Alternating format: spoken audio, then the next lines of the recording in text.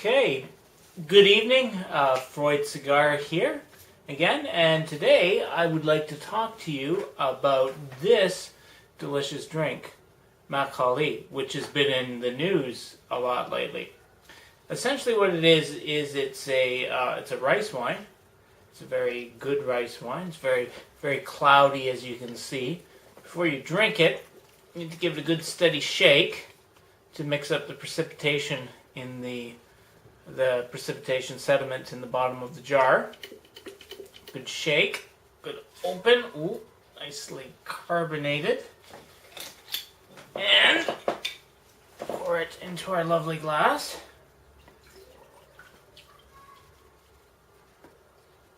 And enjoy a nice little sip. Nice milky color, very clean, fresh taste. It's quite wonderful, quite nice. It's wonderful out when you're hiking up in the mountains. It's a nice little refreshing drink. It doesn't have too high of an alcohol content, I believe. Only about, I think it's a little higher than a beer. Maybe about 7 or 8% or so. Could be wrong, not really sure there, but not too high of a percent. So you can enjoy it. It's very cool and refreshing. However, recently, the Korean government, in their great desire to globalize Korean food, which is a wonderful idea, in what they call hanshik, Korean food. However, their spelling is terrible of it, the romanization of it. They decided that to market this as a Korean traditional alcohol to different countries, and presumably Western countries, that they should provide it with a English name, right?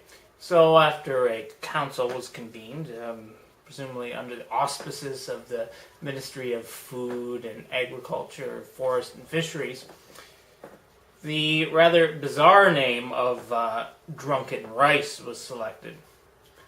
And this seemed to be a good idea. And they ran with it for a few days until they apparently probably started talking to people and realized that the word drunken in Western context is not exactly too positive of a connotation. You don't call wine, for example, drunken grapes, right? It's not a positive term.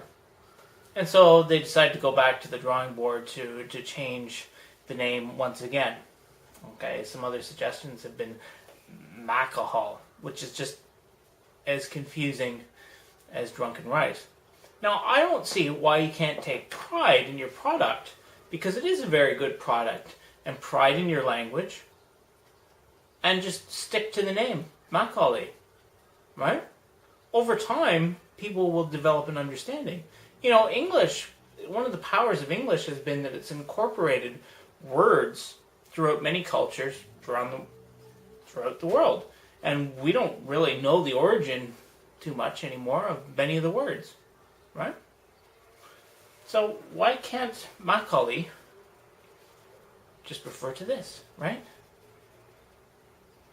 The Japanese didn't change the name sake for anybody else, and yet sake is widely known. Well, I'm not sure widely known, but generally known, Western societies. And I don't see that you need to change it for perhaps Asian audiences too much, the name. So why change it for Western audiences? Presumably North American, European audiences. It's a great product. Be proud of the name. Be proud of what you made. It's delicious. It's refreshing. Stick to the name. Just go for a marketing campaign with it. And as far as romanization goes for the whole thing, what I do, Korean government, which makes sense if anybody's listening, is get a focus group. Get a focus group of foreigners that are here. You don't have to pay them. Just promise them some free drinks. And just say, listen, what spelling of this word makes the most sense to you? Okay? Right? What spelling makes the most sense? And go with it, right? If you want to know marketing campaigns, get a focus group. Get a bunch of random foreign people from North America, Europe, off the streets. Go to Itaewon, get these people, and ask them, what do you think about this product? How would you sell this product? Do you like this product? Would you buy this product in North America? How would you learn about this product? Right? And as far as also the handshake thing, well, that needs to be changed as well, because you're using Korean pronunciation spelling tactics with that. Hansik, calling it handshake. When I'd see that, I'd call it handsick. Like sick, as in it makes me sick. That would be a good running joke. So definitely change that. Maybe Hansheek, something like that. You need an H in there anyways. Okay? I'd suggest an EEK. Be my thought. But get a focus group. Get what other people think about it. Okay? Don't be too concerned about these things. You have great products. The names are fine. Find a spelling that the average Westerner can agree with. Find a marketing strategy. It's not in a name, right? As Shakespeare said, a rose by any other name would still smell as sweet. Makgeolli by any other name would still be as delicious. Great product. Be proud of your product. Be proud of your language. Have a good day. Bye-bye.